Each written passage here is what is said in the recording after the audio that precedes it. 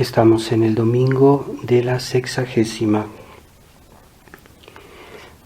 Lectura de la epístola del apóstol San Pablo a los Corintios. Hermanos, de buena gana sufrís a los necios, siendo vosotros sensatos. Soportáis a quien os esclaviza, a quien os devora, a quien os roba, a quien os trata con altanería, a quien os abofetea. Lo digo con confusión mía, como si hubiéramos sido débiles. Sin embargo, os hablo en fatuo. De lo que otro se gloríe, yo también me glorío. Son hebreos, también yo. Son israelitas, también yo. Son hijos de Abraham, también yo. Son ministros de Cristo, desatinando lo digo, más que ellos lo soy yo. En mayores trabajos me he visto, en más cárceles, en azotes sin cuento, en riesgos de muerte con frecuencia. De los judíos tengo recibidos 5 veces 40 azotes menos 1. 3 veces fui azotado con varas, 1 vez apedreado. 3 veces naufragué, 1 noche y 1 día pasé en el abismo. Viajes sin cuento, peligros de ríos, peligros de ladrones, peligros de los de mi nación, peligros de los gentiles, peligros en el poblado, peligros en el despoblado, peligros en el mar, peligros entre falsos hermanos, trabajos y fatigas, muchas vigilias, hambre y sed, ayunos frecuentes, frío y desnudez. Además de otras cosas, mi obsesión diaria es la solicitud por todas las iglesias. ¿Quién no desfallece que yo no desfallezca? ¿Quién se escandaliza sin que yo me requeme? Si es preciso gloriarse, me gloriaré en lo que es propio de mi flaqueza. El Dios y Padre de nuestro Señor Jesucristo, que es bendito en los siglos, sabe que no miento.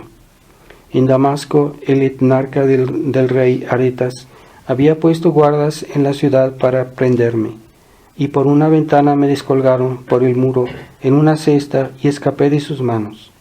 Si es preciso gloriarse, lo que no conviene en verdad, vendré a las visiones y revelaciones del Señor. Conozco a un hombre en Cristo que 14 años ha, fue arrebatado, si en cuerpo o fuera del cuerpo, no lo sé, Dios lo sabe, hasta el tercer cielo, y que este hombre si en el cuerpo o fuera del cuerpo, no lo sé, Dios lo sabe, fue arrebatado al paraíso, donde oyó palabras inefables que al hombre no puede proferir. Sobre el tal hombre me gloriaré, mas de mí no me gloriaré, sino en mis flaquezas. Porque aun cuando me quisiere gloriar, no sería necio, porque diría la verdad. Mas callo esto para que nadie forme de mí un concepto superior a lo que en mí ve y de mí oye. Y para que la grandeza de las revelaciones no me envanezca, se me ha dado un aguijón en la carne, un ángel de Satanás para que me abofetee. Y por esto rogué al Señor 3 veces para que lo apartase de mí, y me dijo: Te basta mi gracia, porque el poder triunfa en la debilidad. Por tanto, de buena gana me gloriaré en mis flaquezas, para que more en mí la virtud de Cristo. Continuación del Santo Evangelio según San Lucas. En aquel tiempo, reunida una gran muchedumbre de los que venían a Jesús, de cada ciudad, díjoles en parábola: Un hombre salió a sembrar su simiente, y al esparcirla, una parte cayó a la orilla del camino, y fue pisoteada, y la comieron las aves del cielo. Y otra cayó en un pedregal, y luego que nació se secó por falta de humedad. Otra cayó entre espinas, y las espinas que crecieron con ella la sofocaron. Otra finalmente cayó en buena tierra, y nació y dio fruto a 100 por 1. Dicho esto, comenzó a gritar: Quien tenga oídos para escuchar, atienda.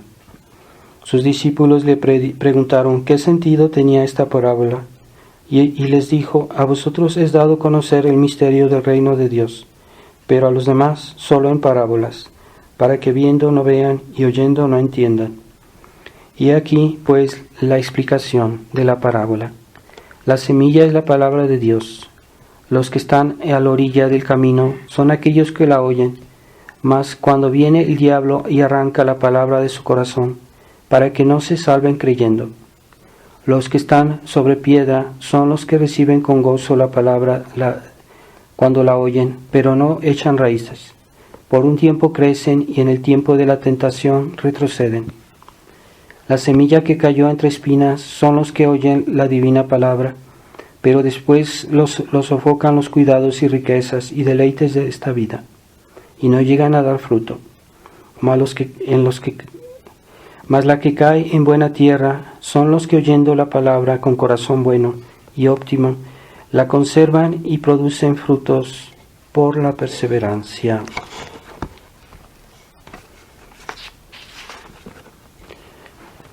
En el nombre del Padre, del Hijo y del Espíritu Santo. Amén.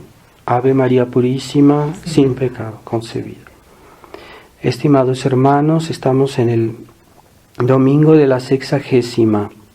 Estamos acercándonos al tiempo de Cuaresma, ya es un tiempo de una penitencia, una cierta penitencia. No olvidemos de hacer algún esfuerzo, de ofrecer a Dios nuestras penas, nuestros sacrificios. Y en este Evangelio pues hemos escuchado la explicación de nuestro Señor, porque muchas de sus parábolas Él nos da la parábola y no nos la explica. Y aquí es Jesús mismo que nos explica la parábola, y es muy importante lo que dice nuestro Señor, porque en esta semilla que es la palabra de Dios ha sido sembrada en el mundo por Él mismo, por sus apóstoles, por la iglesia, y no todos la han recibido, algunos no la quisieron recibir y otros la recibieron mal y por eso no fructificó. Hay que tener atención a ver si en nosotros no hay algo de eso, y de estas razones que nuestro Señor da, ¿verdad? Aquellos que cayeron en el camino, pues vino el diablo para hacerlos, con esos pájaros se comieron esa semilla para que estas personas no la tomaran en cuenta o lo olvidaran. Es lo que hace hoy los enemigos de Dios, hacen todo lo posible para que la gente esté distraída, que la gente esté fuera de sí, para que la gente oiga mucha música, para que la gente no tenga tiempo de reflexionar en la palabra de Dios, y así no fructifica, no puede fructificar en sus corazones. También esa que cayó en la piedra, en las piedras, son aquellos que la reciben con gozo, son esas personas que a veces se acercan a Dios o a la iglesia, pero no tienen raíces, es decir, les falta devoción, les falta oración, les falta perseverancia, esfuerzos.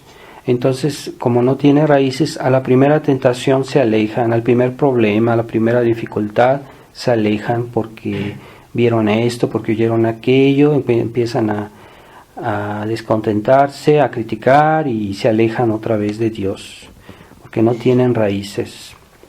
Y las que caen en las espinas son aquellos que recibieron la palabra de Dios, tal vez y la aceptaron, pero su mundanidad, sus preocupaciones por el mundo son como esas espinas que ahogan la palabra de Dios, y aquello que han sabido lo olvidan y prefieren irse a distraerse, a jugar, a buscar sus satisfacciones humanas, y olvidan la necesidad de hacer fructificar la palabra de Dios en su vida.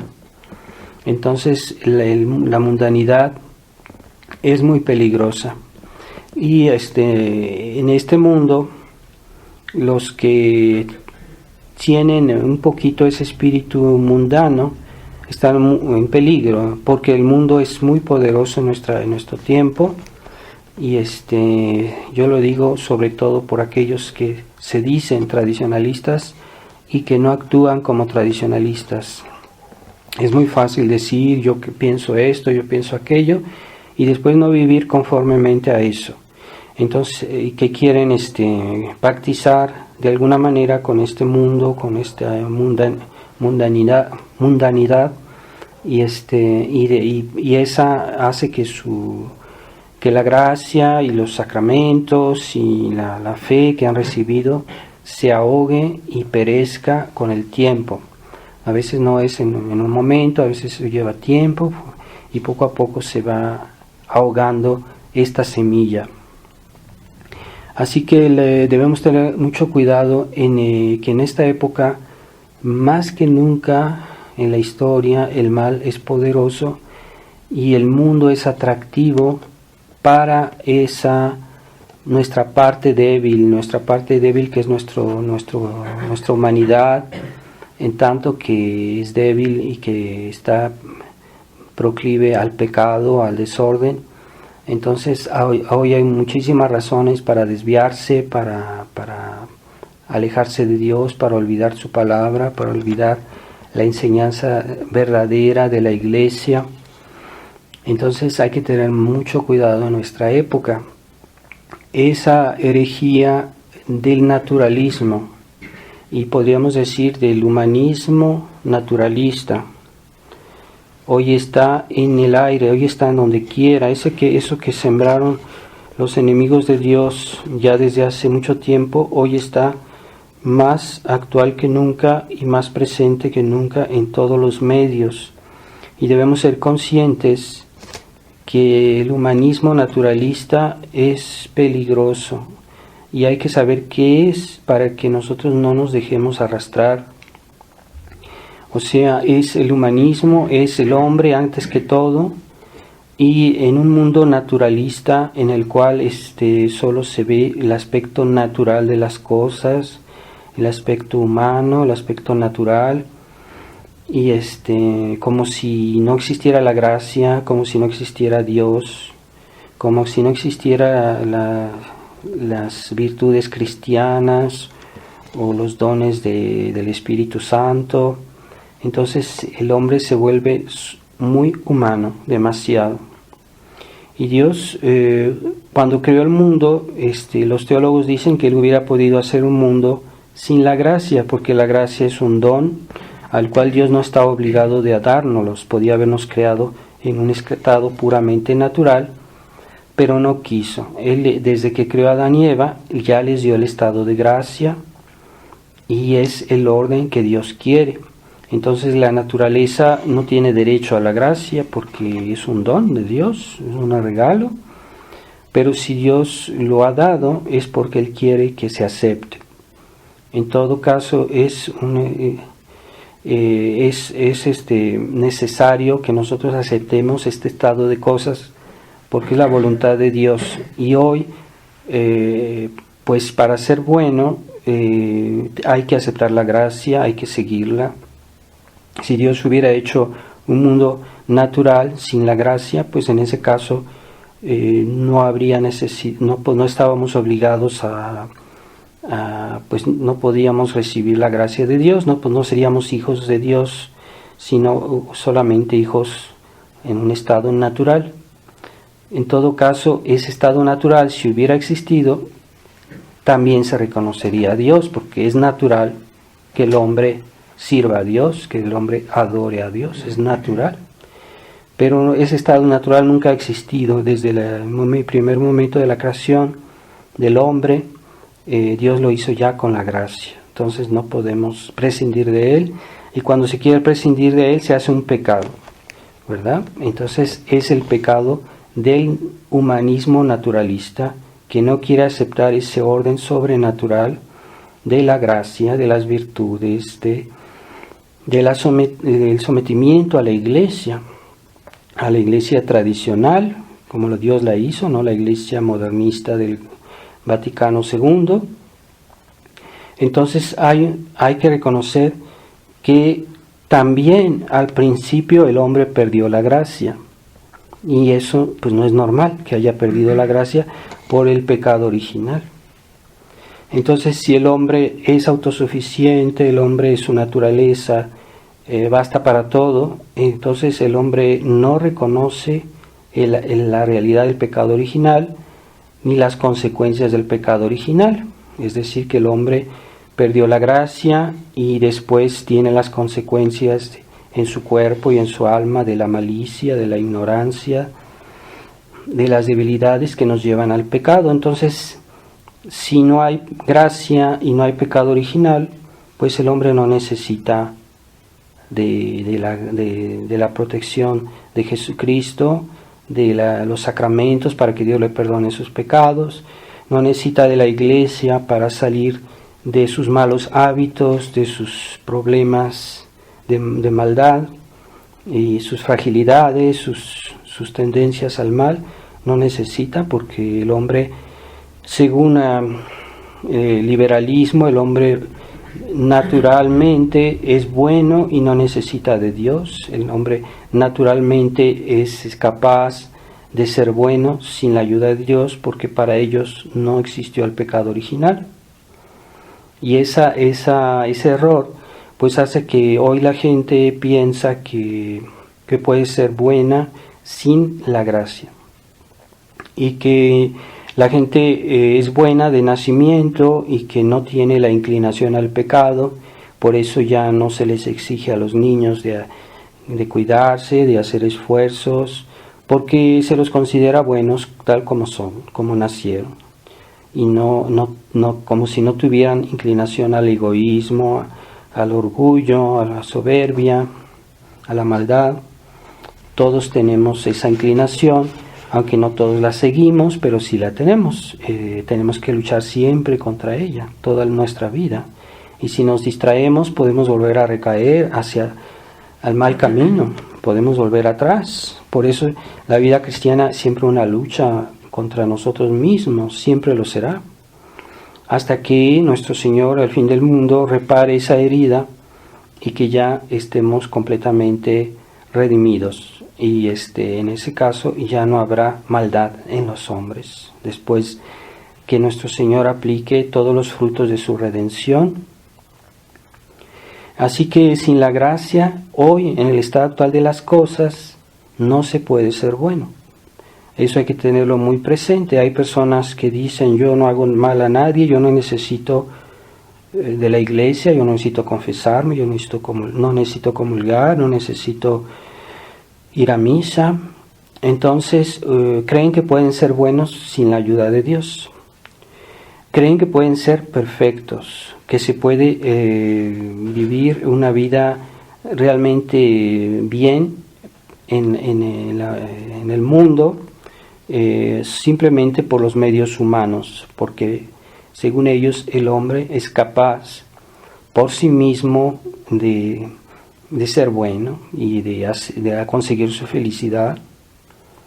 Tampoco se puede ser realmente feliz, porque hay quienes que hoy piensan que con los medios que nos ofrece hoy el mundo, las comodidades, la tecnología, los espectáculos, el cine, aquellos que les gusta ir constantemente a un buen restaurante a pasarla bien y a platicar a gusto, y piensan que el mundo los va a hacer felices, que no necesitan al Padre, no necesitan que el Padre los confiese, no necesitan que el Padre les dé una orientación, un sacramento, una comunión.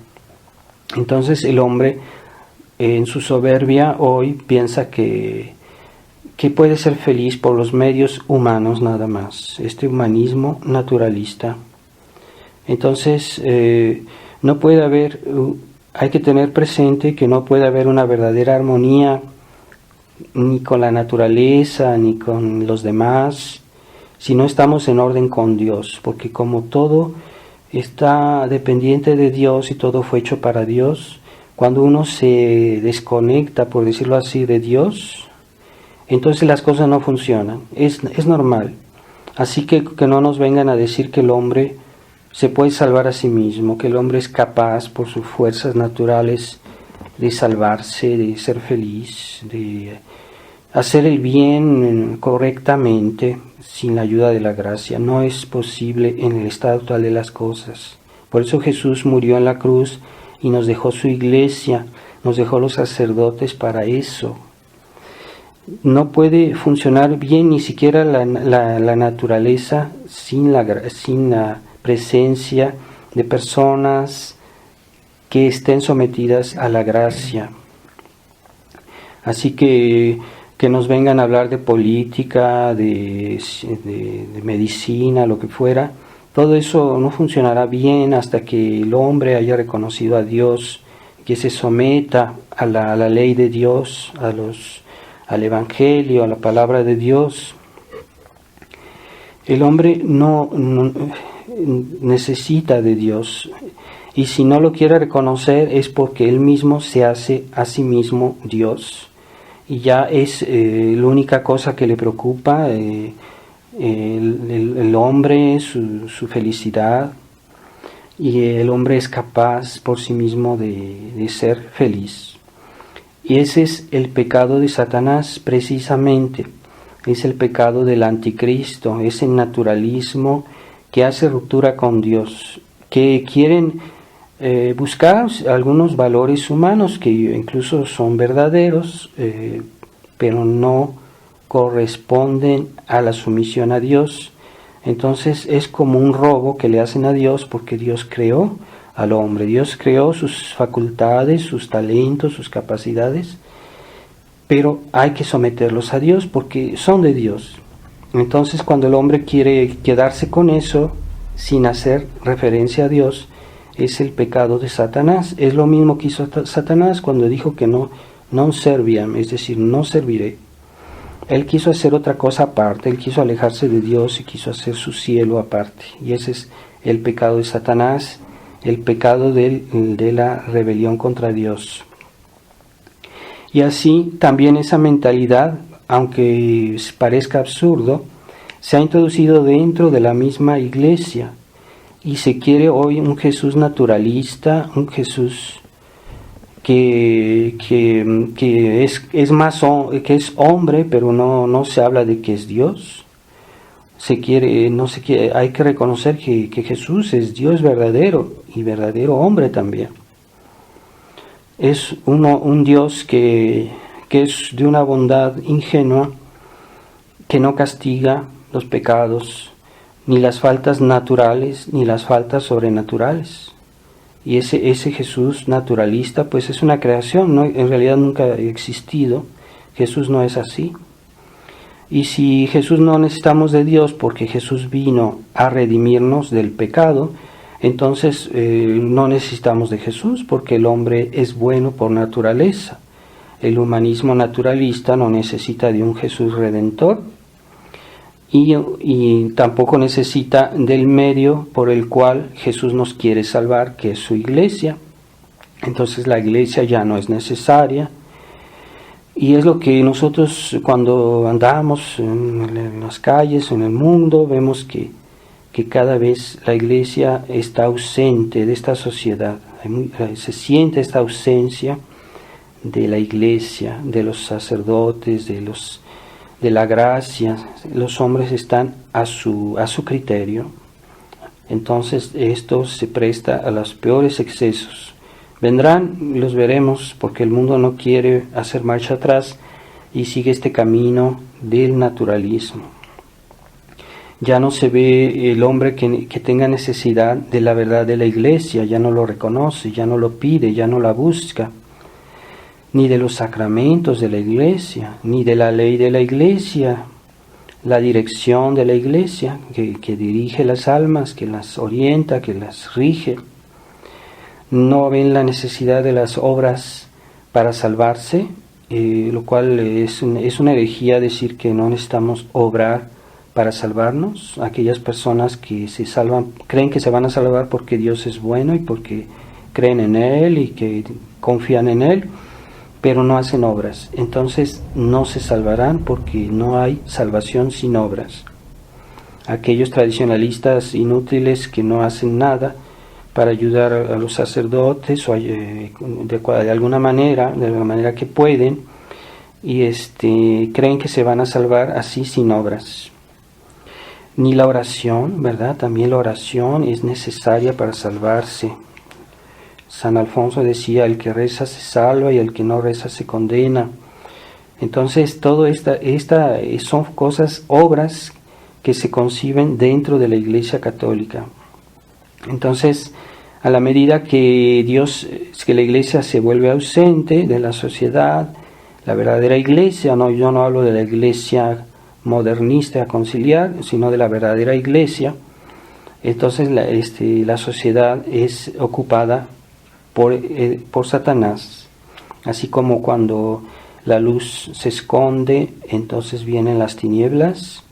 Así, en la medida que la iglesia se vuelve ausente de la sociedad, es ocupada por la presencia de Satanás. Y lo que constatamos, cada vez hay más gente de que está así como que está mal, que se ve hasta en su cara, que están dados al pecado, al demonio.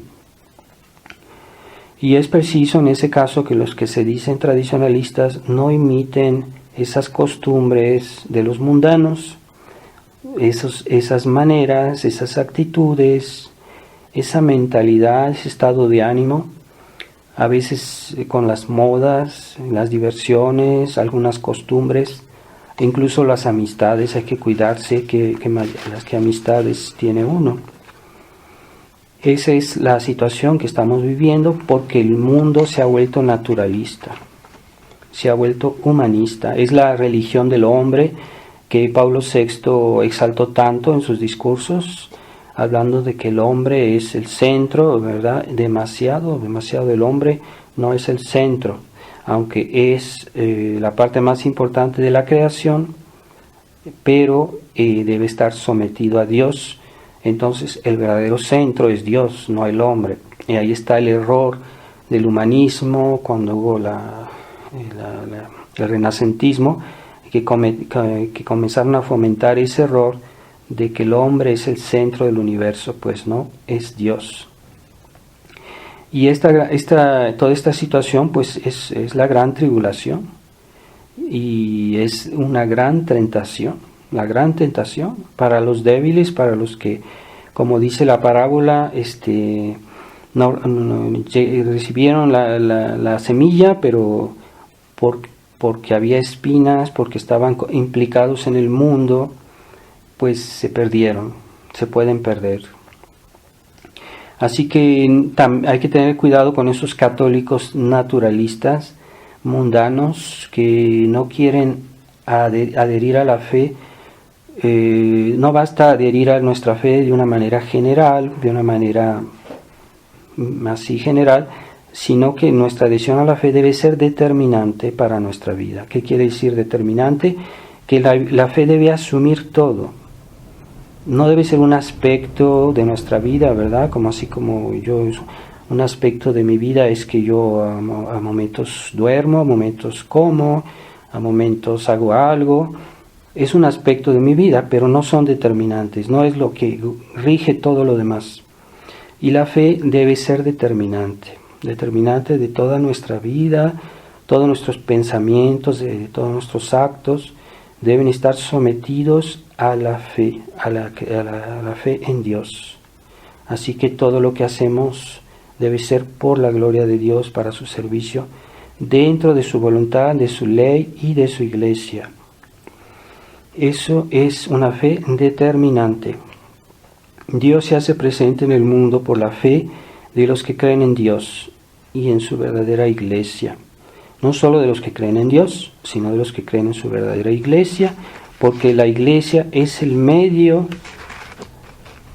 necesario para salvarse. Fuera de la iglesia no hay salvación, no de una manera así general, también de una manera práctica, y eso es un dogma de fe. Entonces, podríamos decir que también este naturalismo, cómo se ha introducido en nuestro país, aquí en México, y es una larga historia, y vale la pena de pensar en eso, porque el mexicano se ha vuelto naturalista desde hace tiempo y no se ha dado cuenta, y es una mezcla a veces de naturalismo y religiosidad. A veces dicen que son católicos, que tienen la fe, pero al mismo tiempo tienen una mentalidad naturalista, demasiado humana, y no es una fe determinante, que determina toda su vida, sino solo un aspecto o algunos aspectos de su vida. Así que hay una especie de divorcio a veces entre su vida cristiana y sus actos. y su vida, sus actitudes. Y generalmente es muy importante distinguir que algo que casi nadie hace entre la verdadera cultura cristiana y la falsa cultura humanista, naturalista. Entonces en México había una cultura cristiana en otros tiempos, la verdadera cultura mexicana que pues se puede decir que existió durante 3 siglos, en el tiempo de que había una cristiandad en México, y se ve como había realmente una cultura cristiana en el arte, en la vida, y fue un tiempo de paz, que hay que ver que durante 300 años en México pues prácticamente no hubo revoluciones, no hubo guerras, no hubo problemas, había paz, había prosperidad, pero del año de la independencia hasta un siglo después, es decir, hasta 1921, hubo 300 revoluciones. 300 revoluciones. Bueno, ahí se ve que el liberalismo no vino a aportar a México la paz. Y en el arte cristiano, porque hay un arte cristiano y hay un arte que no es cristiano, entonces cuando se habla de cultura, cuando se habla de arte, hay que distinguir que hay un arte que no es bueno, ¿no? Que no lleva las almas al bien, que no las edifica, que no les ayuda.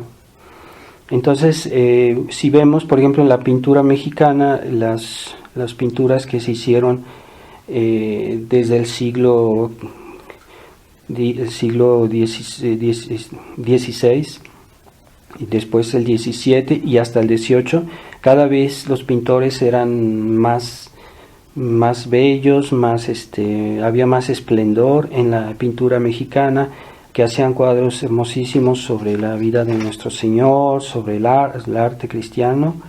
Ese arte llegó a su cúspide, se puede decir, en el siglo XVIII, pero ya en el siglo XVIII comenzó la masonería a trabajar en el país y a destruir y a frenar el cristianismo. Entonces, si vemos que ya el siglo XIX prácticamente no hay arte en México. Esto lo ve solo a nivel de la pintura, del arte mexicano. Se acabó el arte cristiano, se acabó se frenó muchísimo. No digo que se acabó completamente, sino que se frenó. Ya no hay esa perfección. Por ejemplo, en la pintura se ve que ya los pintores del siglo XIX es una marcha atrás. No hay esa calidad de arte y de belleza y de mensaje. Entonces, ahí se ve que desde la independencia, cuando el liberalismo tomó el poder aquí en México, pues hay un retroceso, que digan lo que quieran. Hay un retroceso en el arte y en la prosperidad. Es un tiempo de revoluciones, les digo, en un siglo, 300 revoluciones hubo en México, cuando en tres siglos prácticamente no hubo nada, no hubo problemas. Y una cosa que hay que precisar, el clero mexicano siempre se distinguió, el antiguo clero, por ser un clero piadoso y bueno, pero me parece que hubo una carencia en el clero mexicano, es que no formó al pueblo de una manera doctrinal suficientemente. El pueblo fue formado, el pueblo mexicano siempre fue un pueblo muy piadoso y que amaba la oración y tenía mucha fe, pero no es suficiente tener piedad, hay que formarse, hay que leer, hay que instruirse y conocer nuestra religión. Por eso los enemigos de Dios agarraron al pueblo mexicano y lo trataron muy mal, porque el pueblo mexicano no se sabía defender, porque no estaba instruido. Y eso es el gran error, yo pienso, del clero antiguo, que aunque era bueno, no hizo todo lo necesario para que el pueblo fuera un pueblo formado bien doctrinalmente y espiritualmente. Solo la piedad se fructificó mucho, ¿no? La piedad, así era el pueblo mexicano, era un pueblo muy piadoso, pero no pudo resistir a las ideas modernas porque le faltaba formación. Tal vez en las almas, las élites, en la gente más rica, tal vez hubo gente más cultivada, más instruida, pero en el pueblo en general no hubo hubo un problema de ausencia de formación doctrinal. Entonces, después de la independencia, comenzó a formarse una falsa cultura, esa que hoy mucha gente llama la cultura mexicana. Hay una cultura mexicana auténtica, que es cristiana, que es buena, que es real, y hay una cultura que hoy se llama mexicana, pero que no es ni mexicana ni católica. Entonces hay que tomar conciencia de eso. El romanticismo comenzó a penetrar en la sociedad mexicana en el siglo XIX, y eso se refleja en el arte de ese tiempo, de la música. Comenzó a cultivarse un arte romántico, es decir, una persona que no actúa por razones, sino más bien por sentimientos, por simpatías, y no es tanto por razones, no saben usar la inteligencia. Y también el iluminismo, que digan lo que digan, Porfirio Díaz, a pesar de que en su tiempo prosperó mucho la economía, pero la economía no es lo más importante en una nación. Lo más importante en una nación es su religión. Entonces él en las escuelas fomentó mucho el iluminismo, el positivismo, y a pesar de que hubo prosperidad, la Iglesia no fue liberada de las leyes anticristianas, ¿verdad? Entonces ese espíritu romántico paraliza a los cristianos, que ya no son capaces de defenderse o defender a la Iglesia, ya no ven qué es lo más importante, y ven en la Iglesia una especie de pues simplemente de costumbre, de folclore, y no es realmente lo que es nuestra religión. Así que también hasta en el siglo XX hemos visto cómo esa falsa cultura mexicana ha ido destruyendo la sensibilidad del mexicano. Por ejemplo, no digo que toda esa música ranchera fuera mala, porque muchas veces venía del pueblo y era cristiana, pero esa música tomó una pendiente naturalista, ya se hacía naturalista y romántica, así que el hombre ya no hacía referencia tanto a Dios, más bien a las borracheras, a las parrandas, a las peleas, a la violencia. Eso no es cristiano, hay que tomar conciencia. También esas películas que se hicieron en los tiempos, primera mitad del siglo XX, que muchos ven como algo cristiano, pero no, es que muchas veces se fomenta el vicio y se presenta la religión de una manera romántica. La religión no es eso. Y eso ha debilitado mucho al cristianismo en México. Toda esa corriente cultural romántica es una guerra cultural, y que ha ido cada vez más abajo, ¿verdad? Hasta cuando llegaron esos pintores comunistas como Diego Rivera y todos ellos, que lo que hacían es pintar sus pinturas, sus murales en iglesias para arruinarlas, con frescos completamente anticristianos, y arruinando las iglesias. Es lo primero que hacían. Muchos lugares muy bellos de México fueron arruinados con ese mensaje que no es cristiano. Hay que ver esas pinturas como son inmorales y anticristianas. Pues esa es la falsa cultura mexicana, que no merece ese nombre. Y hoy estamos llegando hasta las últimas consecuencias de esa nueva cultura antimexicana, con la gente que venera la Santa Muerte, o que los narcocorridos, ¿verdad? Y hasta el chamanismo, el paganismo. Hay que decir que el presidente Obrador consagró a México poco después de ser electo en el Zócalo, dando la espalda a la catedral, y hizo una consagración del país al paganismo. Es una vuelta a todo el paganismo indígena, precristiano, prehispano, y que estamos volviendo atrás realmente.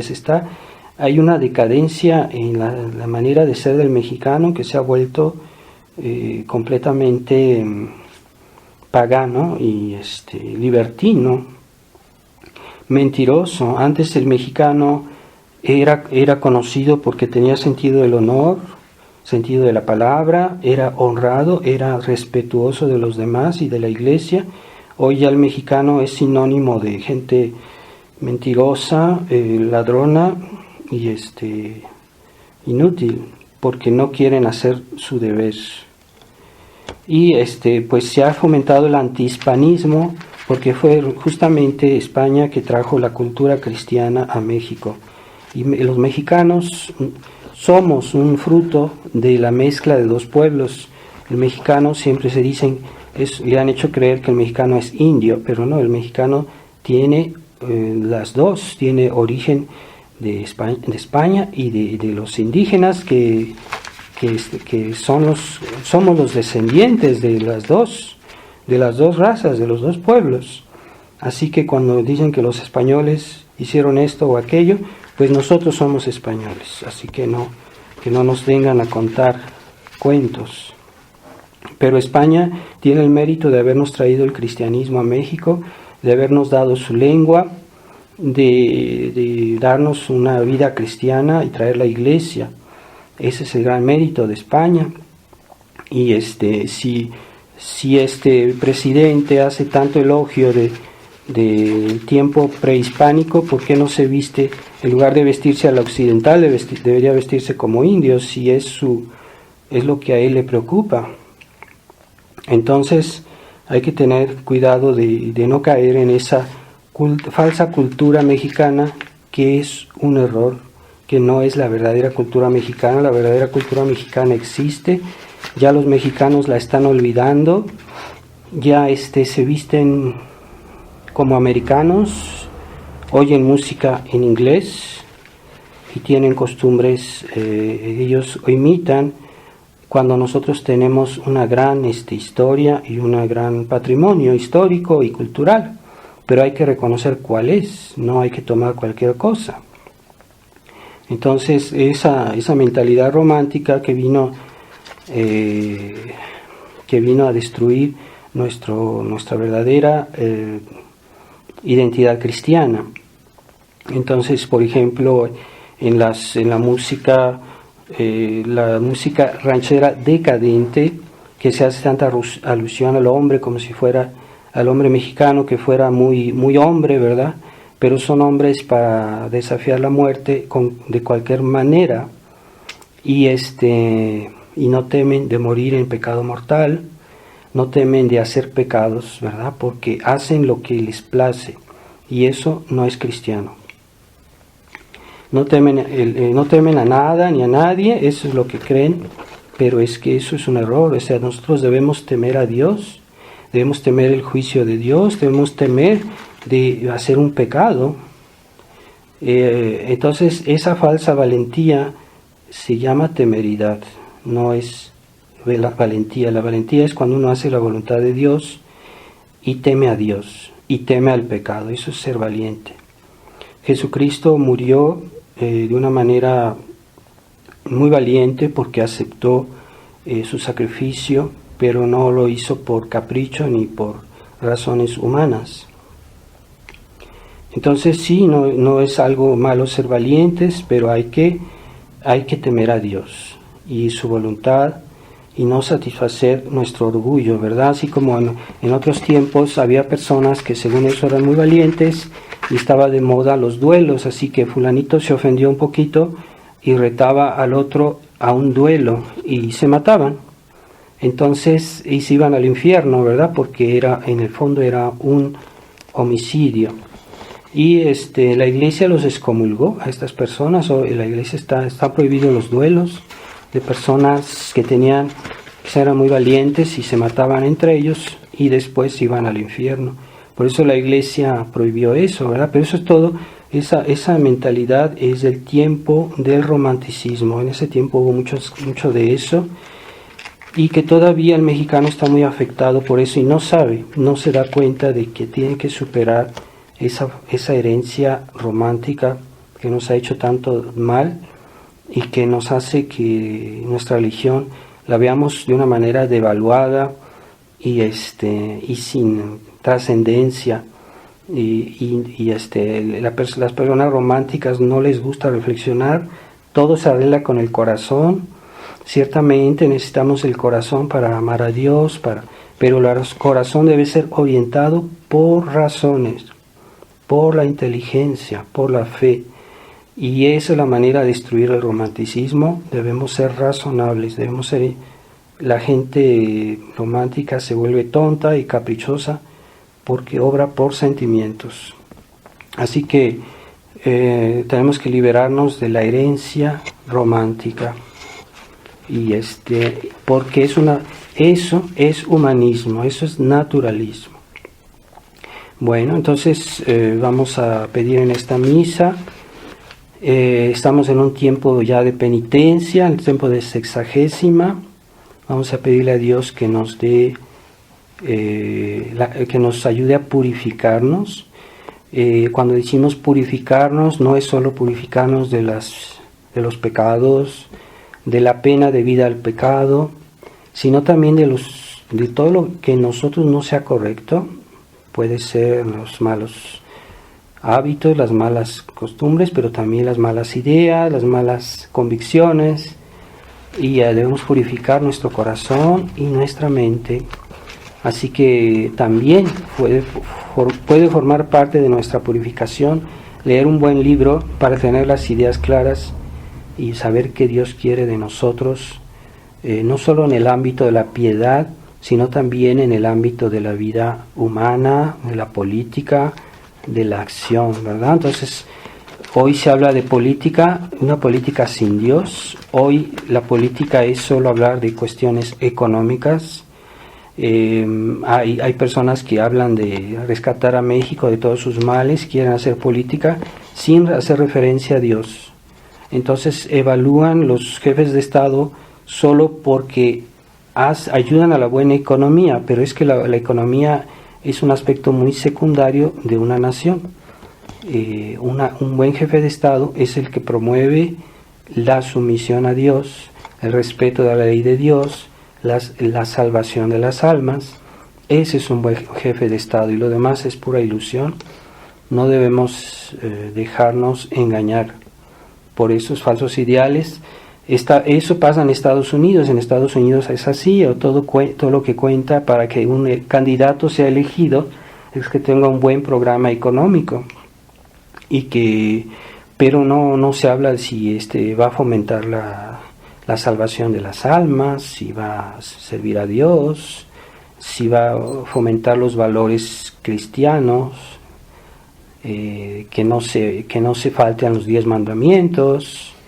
Eso es lo más importante. Entonces ya hasta el pueblo cristiano no piensa en eso cuando quiere hablar de política, lo cual es un drama, ¿verdad? Es un drama y es una deformación del espíritu, porque ya los cristianos ya son naturalistas, ya no ven la necesidad de la gracia en la sociedad, no solo en su persona, en la sociedad.